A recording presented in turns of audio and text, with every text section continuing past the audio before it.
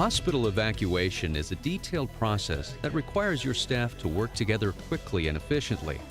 Evacuation drills are meant to train staff for an unexpected incident while teaching them how to confidently handle the situation. Every hospital has its own policies, which may differ from those shown in the following exercise. Be sure to follow your own policies when you're planning your exercise.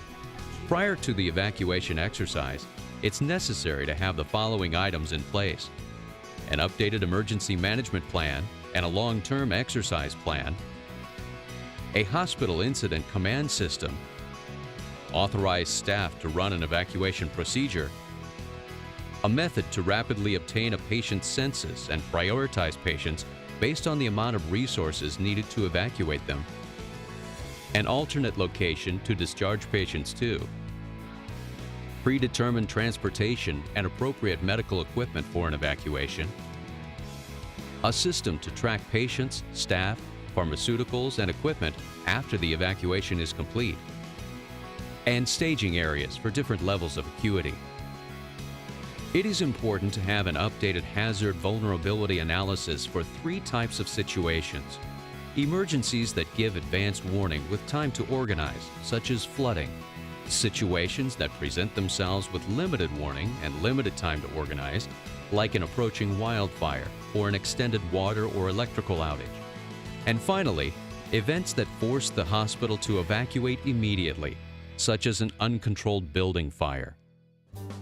Once your plans are up to date and your exercise is developed, you'll be working together to create and gather the proper materials that will help simulate a hospital evacuation, such as a gurney, wheelchairs, signs, large sheets of paper, pill bottles and colored candy, a patient's census, and copies of patient records.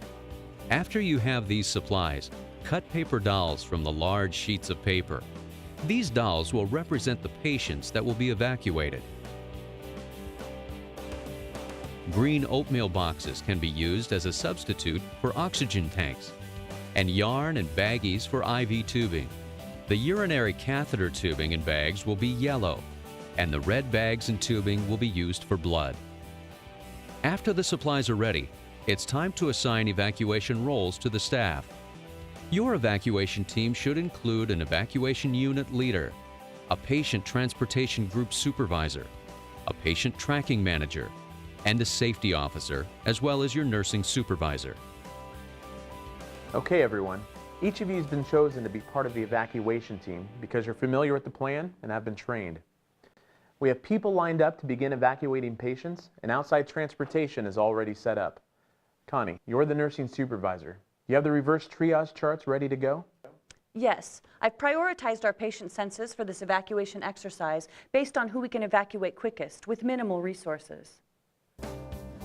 The safety officer will announce a predetermined call-off phrase that anyone can use to stop the exercise at any time if there are any unsafe practices or if there is a real-life emergency.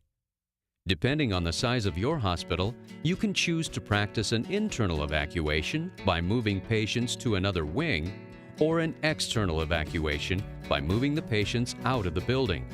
You'll need to have an evaluation document ready before the exercise begins. Remember, you won't be executing your full plan during this evacuation exercise. Instead, you're focusing on 3 main objectives. First, you'll be practicing your patient triage process for evacuation.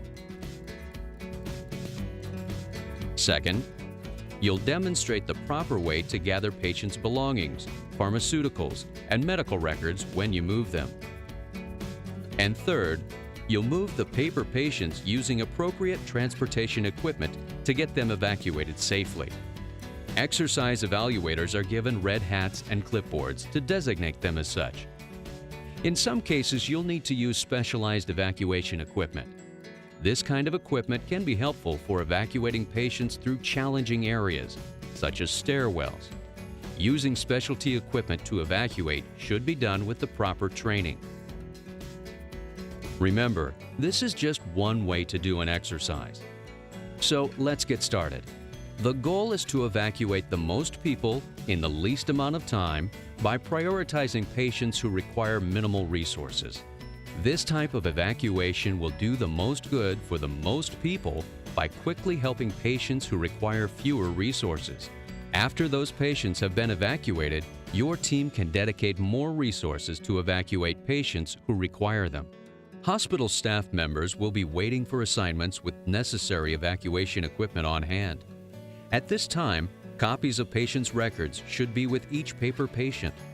By keeping all activity outside of the patient rooms, you can conduct your exercise without disturbing patients who are currently staying in your hospital. Begin by numbering the rooms. Door number 1 will be the first patient to be evacuated based on reverse triage and the patient's red acuity level.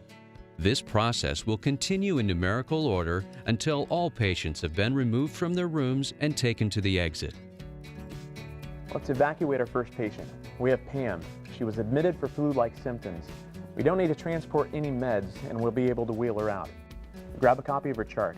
We have limited number of wheelchairs, so we'll need to use an office chair. All right, well, you two grab that chair. Once the patient is removed from the room, the transporter will put a strike across the door to signify that the room has been properly evacuated. Let's move on to our fifth patient, Josh in room 5. He's recovering from a car accident where he lost a lot of blood. He'll need green and yellow pills and he's still receiving blood. Get a wheelchair and let's get him out of here carefully. All right, guys, the wheelchair. Finally, dedicate the bulk of your remaining resources to evacuate patients that need them the most. These are patients tagged green.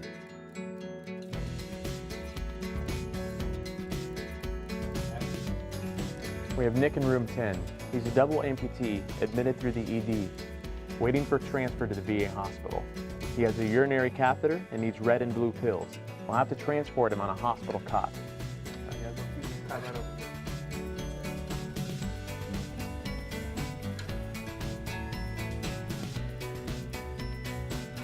All right. Great work today, everyone. Let's meet in the conference room and review how the evacuation went. After the exercise is finished, sit down and evaluate your evacuation process. Work with team members to write an after-action report and follow it up by writing a corrective action report to identify any areas that need to be improved. By following a continual cycle of planning, training, exercise, and evaluation, you can improve your response and strengthen your hospital's preparedness.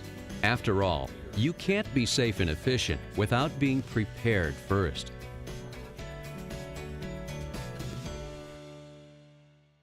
The purpose of the previous exercise was to help demonstrate just some of the details you may want to include in your hospital evacuation exercise plan.